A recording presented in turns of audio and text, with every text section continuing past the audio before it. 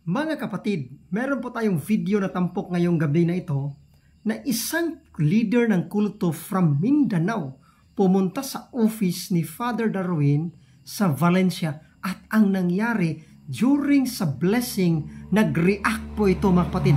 Ating pakinggan. Nakakumpisa lang mo tanan? Very good. Mamaya mag-anointing of the sick si Father Il. Tapos na kayo umpisa lahat. Nandito rin si Father Martin. Father Martin? Nandun sa So ngayon mag-anointing of the sick si either Father Martin or Father Il.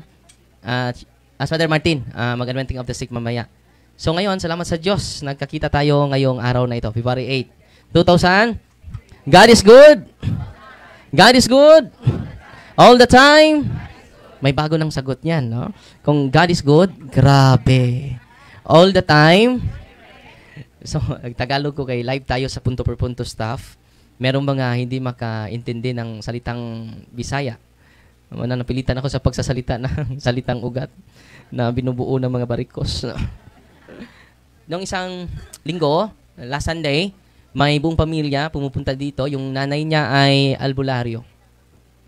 At yung nanay ay nag-renounce sa pagka-albularyo, natanggap niya sa kanyang lolo na pasa. Nakatanggap ba kayo ng pasa, Lord? No? Na hindi mamatay yung lolo, lula natin, tatay natin kapag hindi mapasa? Yan po ay occult power. Hindi galing sa Diyos. Nung pumasok sila dito, silang lahat, ang nanay nag-react sa prayer. Ang tatlong anak nag-react din. No? Sa kapangyarihan ng prayer ng simbahan, yung Deliverance Handbook na sulat ni Father Sikea. It is a compilation of Father Sikea sa mga prayer ng ating simbahan na tinuturo namin sa inyong lahat ngayon. I hope you will use the prayer of the church. Maniwala kayo sa dasal ng simbahan. Naniwala nga kayo sa dasal ng albularyo eh. Hindi approve ng simbahan. Sila, yung nag-surrender, prayer din ng simbahan, pero hinaluan nila ng panalangin na hindi nila naintindihan. Hindi natin lingwahe. At tinanong ko siya, alam mo ba yung kahulugan yan? Siya, hindi, Father, no? Dahil occult prayer, yan po ang kahulugan ng occult prayer. Hidden meaning. Walang kabuluhan. At hindi ko alam kung pupunta ba sila ngayon dahil binibigyan natin sila ng series of session. May counseling, may soul exorcism. Dito ako mag-soul exorcism dito.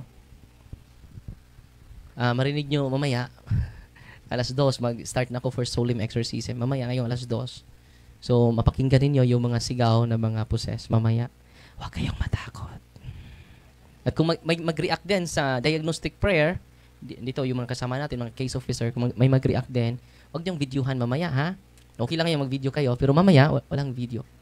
Dahil hindi naman natin i-post yung buong mukha nila para malalaman na may demonyo. Alam naman natin na may demonyo dahil nandyan yan sa banal na kasulatan. Amen? Dito sa office natin, damang-dama natin yung presensya ni Kristo, yung gawain ni Kristo.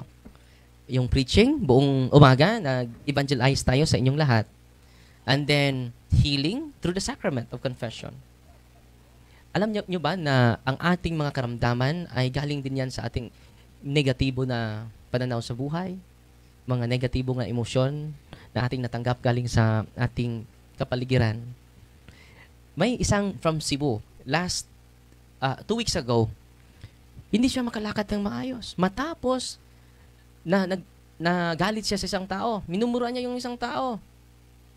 Bigla lang siyang hindi na makalakad ng maayos. Simula doon, yung kanyang sakit, connected sa galit. Grabe yung pagkagalit niya sa isang tao. At pumunta siya dito, nahihirapan siya sa pag-akyat. No? May nag-assist sa kanya. Parang makapunta siya dito sa office natin. Nahihirapan talaga siya sa paglakad. Alam niyo, matapos niya kinu-confess yung mga sama ng loob niya, yung mga negatibong pananaw niya against sa isang tao, completely healed siya. Grabe, no? At si Father Martin Rilampagos ang kinukumpisalan niya. So, dito sa atin, binibigay namin sa inyo hindi si Father Darwin. Ang binibigay namin sa inyo ay higit pa kay Father Darwin. Si Kristo po. Sa pamagitan ng kanyang mga sakramento, sacrament of healing, confession, anointing of the sick, sa mga hindi na makapunta sa simbahan, hindi na makatayo, ibibigay din namin sa inyo ang Holy Eucharist. Pero lahat naman kayo, makapunta ng simbahan. Kayong hindi lang makapunta sa simbahan, ibibigay namin si Kristo sa inyo completely. Sacrament of healing, confession, anointing of the sick, and then the body of Christ. Sino ba ang malakas? Sino ba ang pinakamagpangyarihan? Ang sakramento o hangabak ninyo? Because sacraments are instituted by Christ. Grabe. Kung mangumpisal kayo, may bayad ba doon? Wala. Anointing of the sick, wala din. Kapag pupunta ka sa simbahan upang magsamba, may entrance fee ba ang simbahan? Wala. Kapag mangungumyunyon ka, sabihin ba ng pare, nagbigay ka na ba sa sibot? Naghulog ka na ba sa sibot? Huhulog ka o hindi, ang ating matatanggap ay katawan ni Kristo. Kahit magbigay ka man ng offering sa simbahan or wala, o dahil walang-wala ka, katawan pa rin ni Kristo ang ating matanggap. Amen? Lahat ng nandito, hindi namin ibigay, minsan ay ang pinupuntahan nyo dito ay si Father Darwin. No? Hindi namin mabigay si Father Darwin sa inyo. Higit pa ni Father Darwin ang ibigay namin sa inyo. Si Kristo sa kanyang mga sakramento. So, kung in-examine ninyo yung sarili ninyo at tumanggap kami, lumapit kayo sa Sacrament of Confession, si Kristo ang natanggap ninyo.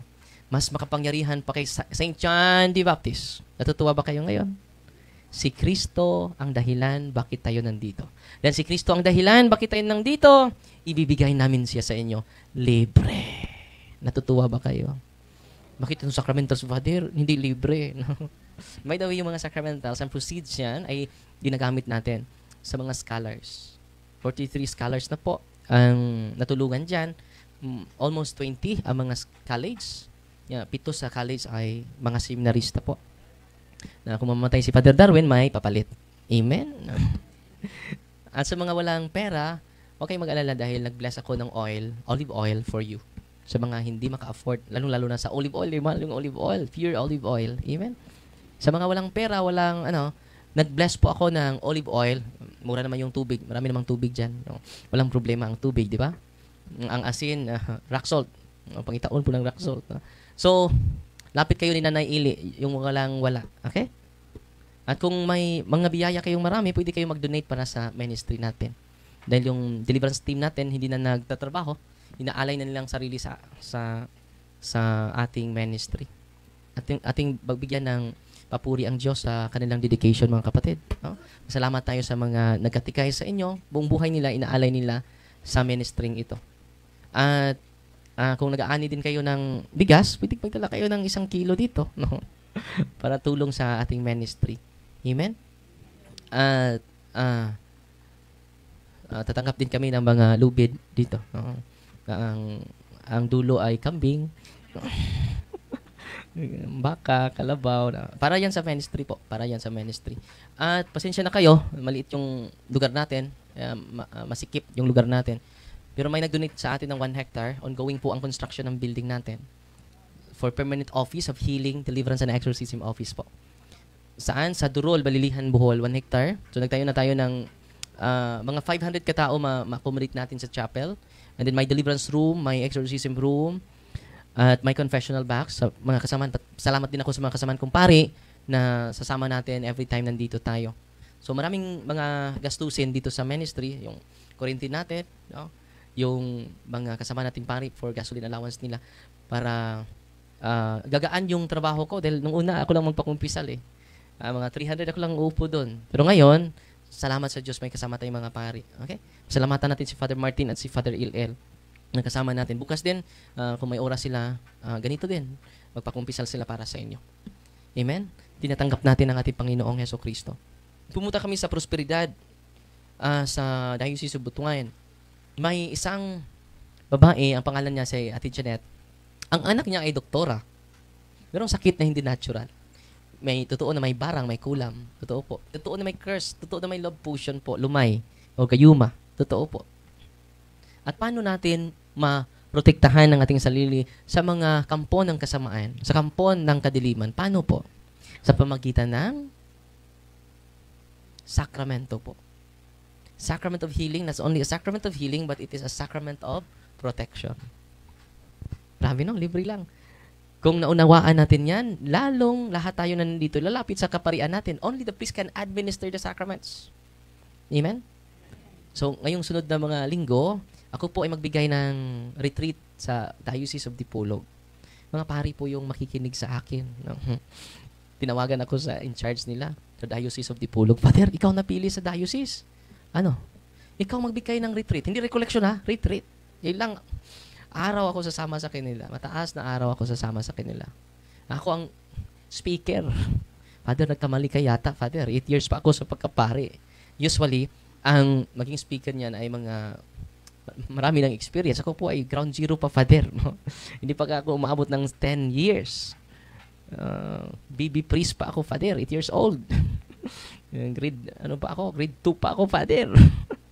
Yung high school na, Father, or college na mga pare, wag ako.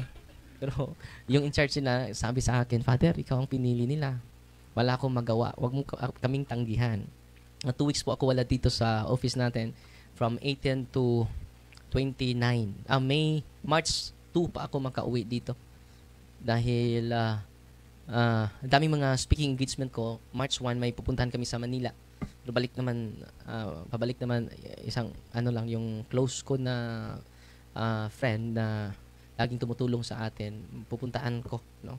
Ay nagkasakit yung kanyang yung kanyang kapatid. So, balik agad dito. So, March 2 na ako makauwi dito. February 18 until March 2. Matagal. Pero open pa rin yung office natin.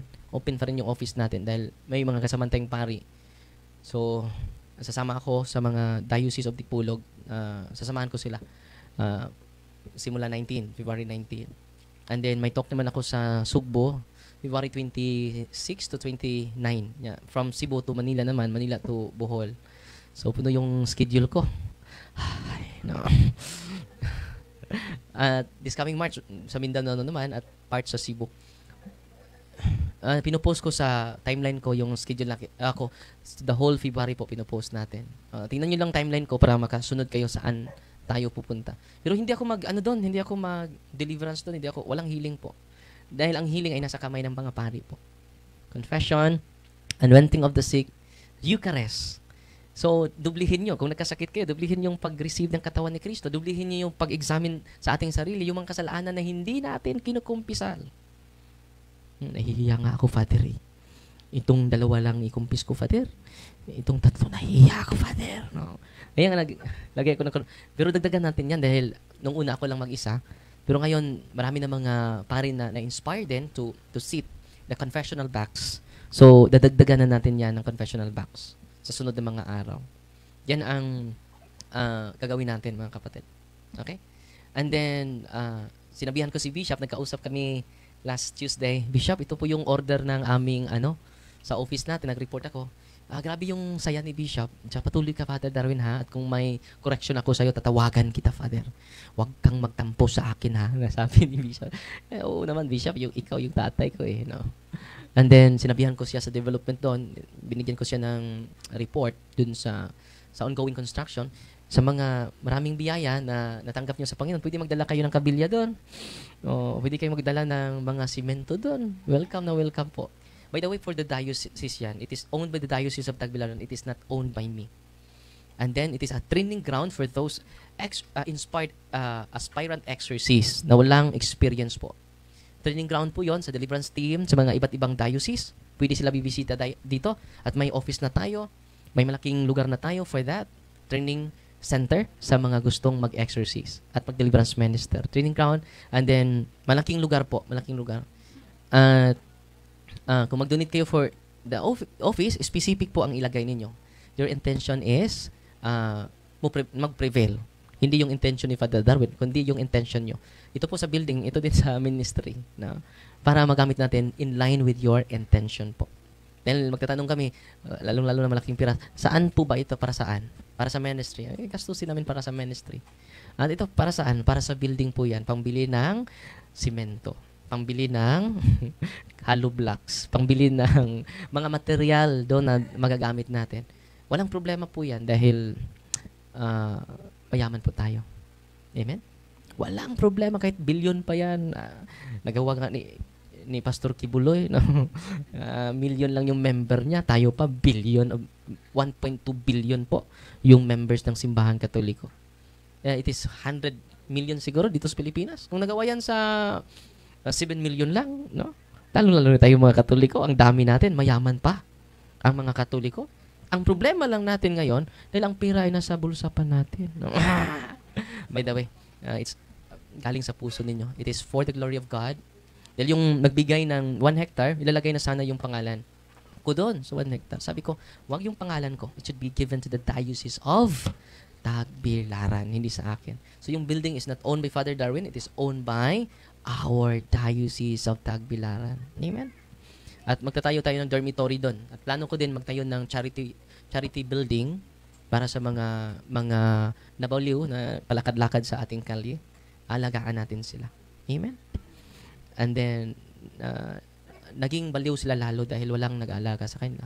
Walang nagbigay ng vitamins, walang nagbigay ng pagkain. And then, i-aircon natin. Okay? Baka maging baliw na kayo sa araw na, Father, baliw ako. Naging baliw na. Kailan ba ito naging baliw? Magkatapos ng charity mo na building, Father. Doon siya nagsimula, naging baliw. Yan ang plano natin sa lugar na iyan. At gagawin natin yan dahil yan talagang plano ni Kristo eh. Ano ang ginagawa mo sa labing ubos? Sa Tagalog, labing ubos? Pinaka mababa ay ginagawa mo yan sa akin. Ang dami natin, pero hindi natin nagawa yung pag-alaga sa mga pinakamababa sa ating lipunan. Napataasan lang tayo, sinong magandang magharang sasakyan, magharang bahay, magharang kotse, gara, no, magara, no. Totoo, hindi. So, gamitin natin yung kayamanan natin for the kingdom of God. Amen? At sana, nakikinig kayo kanina, i-apply ninyo yung prayer ng simbahan. Una, prayer for protection. Nandyan yan sa content. After prayer, bakit ang prayer for protection? Para maprotektahan tayo. The prayer of the church, merong specific formula, specific prayer for that. Prayer for protection. And then, inner healing. Nandyan sa table of content. Inner healing. Dahil ang dami nating puot sa puso natin. Totoo, hindi. Inner healing. And after inner healing, renouncement for non-Catholic belief. Non-Catholic practices. Superstitious belief natin. I-renounce natin yan. Paglapit sa albularyo, i-renounce natin yan. Pinaka-solid na renouncement sa harap ng tabernakulo. Yung exposition of the Blessed Sacrament, doon mo i-renounce. Buong pamilya, pasok kayo doon. Let us solemnly renounce. Yung nanay natin na albularyo, yung nanay natin na mangbabarang, yung nanay nating mga mangkukulam, i-renounce natin solemnly para ma-break yung occult spirits, influence of the occult spirits. Naintindihan ninyo? After renouncement of the occult spirits, consecration na. Dahil na vacuum eh. May vacuum. Ni-renounce mo eh. So may vacuum na natili. Anong gawin natin? Consecration. To the Sacred Heart of Jesus. Consecration to the Immaculate Heart of Mama Mary. Yan. Sunod doon, breaking the seal and consecration. Dahil na-consecrate tayo eh. Yung mga tatay natin nagpadugo sa bahay natin during yung birthday natin. Lagi sa dugo sa sunoy. Yung dugo ba ng sunoy? Yung manok? Ang nagligtas sa'yo? Diba dugo ni Kristo? We are sealed and consecrated to unclean spirits. Yung padiwata ng mga lolo natin. May kinakausap. Yung mga nag-react dito, Father, alam mo ba, Father? May pinakain kami dun sa bahay. Ano bang pinakain nyo? Hindi namin alam. Yung bili ni Lulay, pakainin nyo sila. So, pinakain namin. Nakita nyo ba? Hindi namin nakita, Father. Basta pinakain namin. So, grabe yung occult spirits. Pag-aalay ng mga espiritu na gala. Breaking the seal and consecration because we are sealed and consecrated to unclean spirit. Lalong-lalo na sa pagkain natin. Oy, galing yun sa magsasaka. Matapos ma-harvest yung kanilang palay, nagpadiwata yung magsasaka. Salamat sa mga magandang ani namin. Totoo, hindi. At binili mo naman. Pagbili mo, lahat ng kapamilya mo, kumakain. Break the seal and the consecration of the food. Breaking the seal and consecration of our family. Ang dami, no? Yung mga superstitious ninyo, yung pabitay-bitay ninyo ng mga kinhason, ikog sa pagi, yung mga buungon. We are sealed and consecrated to unclean spirits. Mga superstitious na mga lola natin na iniwan natin hanggang ngayon, tayo po ay naniniwala. We are sealed and consecrated. So anong gawin natin? Deliverance. Breaking the seal. Nandyan po sa prayer ni Father Sikia. Natutuwa ba kayo ngayon? Sunod. Anong sunod? Breaking all curses and spells. Dahil maraming nagagalit sa atin, lalo na ni Father Darwin. Mamatay pa yan si Father Darwin. Masagasaan ba? Curses. We receive a lot of curses every day. Galit na galit. Gustong mag-revenge sa iyo. At pupunta sila sa mga albularyo, babarangin ka. Kukulamin ka. So anong gawin natin? Breaking the curses. Nandyan sa... Wow, kumpleto yung simbahan. Almost 2,000 years old ang simbahan, mga kapatid. Amen? Grabe yung simbahan natin. Breaking unholy ties, links, and bandages. Ano po yun? Dahil may marami tayong mga ninuno na mga connected sa mga anting-anting. Occult practitioners, mangkukulam, manghuhula. We are linked and bandages. May imaginary friends tayo, Father. Alam mo ba, may kaibigan akong diwende. Imaginary friends, imaginary boyfriends and girlfriends, spirit of incubus and spirit of succubus. Breaking the unholy ties, links, and bandages. At Deliverance Prayer 1, nandyan po, in the name of Jesus of Nazareth. Ang ganda niyan. Alam nyo, yung deliverance na yan, ang daming pinagaling. Breaking all curses, breaking all seals and consecration, breaking unholy ties. Kung i-recite niyo yan, hindi yan lang sa para sa mga possessed, pwede din sa mga may sakit. Yung family members niyo, but before that, see to it, you practice cares. Ano ba yung kahulugan ng cares? Confession, adoration, rosary, Eucharist, sacramentals, cares. Intindihan nyo ba yun? Paulit-ulit po natin yung sinasabi. So ngayon mga kapatid, mag-bless ako sa mga sacramentals ninyo at keep in touch sa Punto por Punto YouTube channel natin dahil marami kayong matutunan from time to time. Amen? At i-invite niyo yung mga circle of friends niyo, lalo-lalo na yung mga kapatid natin sa abroad para dyan lang kayo, manatili lang kayong nakaupo ha. At i-bless ko lahat ng mga sacrament. Ang i-open niyo yung tubig lang. At after this, mag-anointing of consecration of senses po ako sa inyong lahat. At si Father Martin mag-anointing of the sick. At lahat kayo makatanggap ng deliverance or intercessory prayer. Lahat kayo bago kayo uuwi. Okay? At papasok ako dito agad dahil magsimula na ako mag-exercise. At kung hindi kayo uuwi, makarinig kayo sa mga boses ng mga possessed na sisigaw. Mamaya, from 2 to 6 p.m. po. Pero ngayon ay hindi kayo nakaabot ng 100, no? Salamat sa Diyos. Hindi ko alam, pahinga ba ako ng maaga ngayon dahil nung una, nasiyahan ako dahil mga 22 lang ang nakapunta. Ay, salamat, 22 lang. Ang 12 ay may sagong chemical, may sagol, may halong chemical, may mga demonyo, no? 12 katao, no? Akala ko matapos ako. May halong chemical pa rin yung 12. Alam niyo, natapos ako alas 9 na. So ngayon, last Sunday is almost 400 last Sunday. Almost 400. Ngayon is ilan sila ngayon, bro? Ilan sila ngayon? Ha? Umabot pa rin kayo ng 100. Akala ko hindi kayo umabot ng 100. So yan so I hope you receive the sacrament ha. At kung meron kayo kasalanan na hindi nyo na nasabi, balik kayo sa sacrament of confession. And then mag-anointing of the 60 Father Martin. And then mag-anointing consecration of senses po ako sa inyo after sa blessing of sacrament religious items. In the name of the Father, and of the Son, and of the Holy Spirit.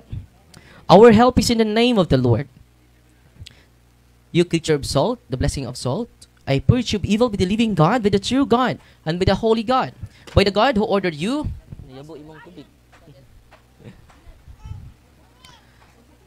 to be cast into water to cure its untruthfulness. Be thou purified salt for the healthy believers, giving soundness of body and soul to all who use you, in whatever place you are sprinkled. May phantasm, wickedness, and Satan's cunning be banished, and let every unclean spirit be repulsed by him, who shall come to judge the living and the dead, and the world by far. Almighty everlasting God, humbly we implore your boundless mercy, that you would dine with goodness to bless and sanctify this creature of salt, which you have given for the use of mankind. May all that use it find in it a remedy for soul and body, and let everything with the touches or sprinkles be freed from uncleanness, and assault from evil spirit, through Jesus Christ, your Son, our Lord. Amen. The blessing of water. You creature of water, I purge of evil in the name of God the Father Almighty, in the name of Jesus Christ, his Son, our Lord, the power of the Holy Spirit, that you may be water fit to brace us against the envious foe. May you be empowered to drive him forth, and exalt him together with his fallen angels, with the power of the selfsame Jesus Christ, our Lord, who shall come to judge the living and the dead in the world by fire. O God, for man's salvation, those dispense wondrous mysteries with efficacious sign of water, hearken to our prayer, pouring forth your benediction upon this element, which we consecrate with manifold purifications. Let the scriptures serve you in expelling demons and curing diseases whatsoever that sprinkles in the homes of the faithful, but cleansed and delivered from harm, it transforms in joy, spirit of goodness, and an air of tranquility, freed from baneful and needy snares by the sprinkling of this water. May everything opposed to the safety and repose of them that we're in be banished, so that they may possess the well-being they seek in calling upon your holy name, and be protected from all peril through Jesus Christ our Lord. May the salt and water be mixed together, in the name of the Father, and of the Son, and of the Holy Spirit. Amen. Haluan nyo ng salt yung tubig ninyo. Kaunting salt lang ang ihalo sa tubig ninyo. The Lord be with you, author of invincible strength and King of conquerable empire, ever the glorious triumphant one, who restrained the force of the adversary, who overcome the fierceness of the devouring enemy, who valiantly put them down, hostile influences. Prostrate and first, we beseech you, Lord, consider kindly this creature of salt and water. Make it honored and sanctify it with the dew of your sweetness. Wherever it is sprinkled in your name, may devilish infection cease. Venomous terror be driven afar, but let the presence of the Holy Spirit be ever with us. As we implore your mercy to our Lord Jesus Christ, our Son, who lives and reigns with you in the unity of the Holy Spirit, one God, forever and ever. The blessing of oil. Our help is in the name of the Lord, who made heaven and earth. God's creature oil, I cast out the demon from you by God the Father Almighty, who made heaven and earth and sea, and all that they contain. Let the adversary's power, the devil's legions, and all Satan's attacks and inclinations be dispelled and driven afar from this creature oil. Let us bring health in body and mind to all who use it. In the name of God the Father Almighty, in the name of Jesus Christ, the Son and Lord, the power of the Holy Spirit, the Advocate, as well as in the law of the same Jesus Christ our Lord, is coming to judge both the living and the dead, and the world before. O Lord, heed my prayer, and let my cry be heard by you. The Lord be with you. Lord God Almighty, before whom the hosts of angels stand in awe, and also the service of acknowledgement, please should regard for to bless and hallow this creature oil, which by power has been pressed from the juice of olives. You have ordained it to thank the sick, so that when they made well, they may give thanks to you, the living and true God. Grant, we pray, that those who use this oil, which we're blessing in your name, may be delivered from all suffering, all infirmity, all wiles of the enemy. Let it be a means of averting any kind of adversity from man, made in your image and redeemed by precious blood of your Son, so that he may never again suffer the sting of its serpent, through Christ our Lord. The blessing of all your religious items. Incense, their blessings sunod. Candles, rosaries, Benedictine medals, Benedictine cross, candles, rosaries, sacred images of God and sacred images of the saints, scapulars, handbook. Heavenly Father, through your Son, Jesus Christ our Lord, in obedience to Him, we embrace the ministry He has entrusted to His bride, the Church. Grant on your mercy, we pray, a very special and powerful blessing on all the religious items that we will hence use in the ministry of healing, spiritual liberation, and exorcism. Thine that through the blessing you bestow, may it be a very potent, terrible weapon against the attacks of the evil one and his legions. May these religious items mightily restrain the devil and his demons and all unclean spirits, rendering them powerless and able to harm the pledge of peace and people and to whomever. These are used in the exercise of the ministry. Wherever it is kept, maintain and diabolic spirits flee in fear, never daring to harm, nor even approach. In the exercise of the ministry of healing, spiritual liberation, and exorcism, may Jesus Christ our Son be glorified forever. This we humbly ask, in the name of Jesus Christ our Son, our Lord, who lives and reigns with you, in the unity of the Holy Spirit, one God, forever and ever. Our Father, who art in heaven, hallowed be thy name. Thy kingdom come, thy will be done, on earth as it is in heaven. Give us this day our daily bread, and forgive us our trespasses, as we forgive those who trespass against us, and lead us not into temptation, but deliver us from evil. Amen. Lahat ng mga sacramentals ninyo, holy and exorcised water. Hindi yan basta-basta, holy and exorcised water, because of the prayer of the church, because of Christ. Holy and exorcised oil, holy and exorcised salt. Natutuwa ba kayo ngayon? During exorcism, mga kapatid, kung makita lang ninyo actual, pero hindi natin ipakita, dito tayo mag-exercise. Kapag maipunas namin yung holy and exorcised oil sa possess, sisigaw sila. Ang init! Grabe, no? Yung mga grabing mga albularyo na mga high rank yung demonyo, yung spirit guide nila, mga high rank, hindi maka-penetrate, hindi maka-face-to-face sa mga sacramentals. Yung mga mangkukula, mag-react sa mga sacramentals. May dinadala ngayon si Brother Fred, isang founder ng kulto sa Mindanao. Nakikinig sila sa ating programa, yung buong pamilya nila, at na-convince siya na hindi sa Diyos yung kanyang spirit guide. Anong ginagawa nila? Nagpa-bless sila sa pari ng sacramentals. Just imagine while blessing the sacramentals, take note, while blessing the sacramentals sa pari, nag-bless ang pari ng sacramentals, yung founder ng kulto ay natatakot na. Nanginginig yung buong kalamnan niya. Yung buong laman ng katawan niya. Grabe na. So, ingatan nyo po yung mga sacramentals ninyo. Huwag nyong ilagay kahit saan. blessed and exercise na po yan. Okay? Pwede nyo yung ma-share kahit sino. Pwede nyo ma-share yan sa mga tao na ibang sekta dahil ang daming testimonya po na converted sila dahil sa sacramental and they receive the sacrament of Jesus Christ. Natutuwa ba kayo ngayon? So ngayon panghuli mga kapatid, mag-consecrate ako sa mga senses ninyo dahil i-consecrate natin yung sarili natin. Kapag i-consecrate natin yung sarili natin, we consecrate others. And by consecrating ourselves, we consecrate the world. Amen? Manatili lang kayo nakaupo and then bow down your head and close your eyes. In the name of the Father, and of the Son, and of the Holy Spirit. Amen. You do I implore, Holy Lord, Father Almighty, Eternal God, help your servants who wander in uncertainty and doubt to the night of this world, that they be shown the way of truth and the knowledge of you. Open unto them the eyes of their heart, the better to acknowledge you as the one God, the Father in the Son in the Father, together with the Holy Spirit, and may they deserve to enjoy the fruit of this covenant, now and forever, through Christ. So, Lord, I consecrate your forehead, that you may accept the cross of the Lord. Using the oil or water, consecrate your forehead. Ang yung noo mag-sign of the cross kayo with great devotion. I consecrate your ears, that you may hearken the divine precepts, yung mga tainga natin. I consecrate your eyes, that you may see the grandeur of God, yung mga mata ninyo. I consecrate your nostrils, that you may perceive the sweet fragrance of Christ, ang ating mga ilong. I consecrate your mouth, that you may utter the words of life, ang ating bibig. I consecrate your chest, that you may believe in God, ang ating mga dibdib. I consecrate your shoulders, that you may take upon the yoke of His service, ang ating mga balikat. I consecrate your hands, that you may work to glorify His holy name. I consecrate your feet, that you may walk in His ways, ang ating mga paa. I consecrate your whole being, in the name of the Father, and of the Son, and of the Holy Spirit, that you may have life everlasting, and you may live forever and ever. Receive the salt of wisdom. May it be unto you a sign of reconciliation unto life everlasting. Amen. I seal you to the most precious blood of Jesus Christ. I consecrate you to the Sacred Heart of Jesus, Immaculate Heart of Mary. Amen. The Lord be with you. May Almighty God bless you. In the name of the Father, and of the Son, and of the Holy Spirit. Amen. Kain kayo ng kaunting salt, yung holy and exorcised salt, kaunti lang na holy and exorcised salt. At matapos ninyong mag-practice ng cares, pwede ninyong ma-deliverance yung bahay ninyo. Okay? At kung may sakit kayo na family members, pwede ninyo i-deliverance. Okay? Natutuwa ba kayo ngayon? At atin-atin lang ito ha. Huwag kayong magsabi sa iba. Atin-atin lang ito ha. Maka-save kayo ngayon. Kining ato-ato ra kayo mo spread out pa nun. Sa ato-ato ra niya. Alam yung saba. Totoo, hindi. So, natutuwa ba kayo ngayon?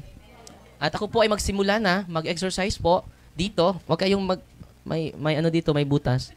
Huwag kayong sisilit dito ha. Baka mag-transfer sa inyo. No?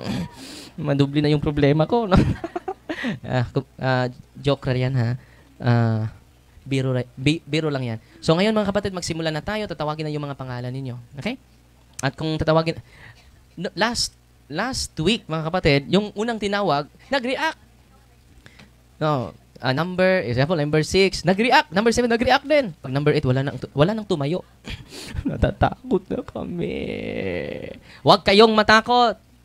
Do not be afraid. Yan ang payo ni Kristo sa akin at sa ating lahat. Amen? At kung may karamdaman kayo, mag-anointing of the sick ang ating kasamang pari. Okay? While calling your name. Dahil may lista tayo sa mga pangalan ninyo. Okay? Magsimula na tayo ha.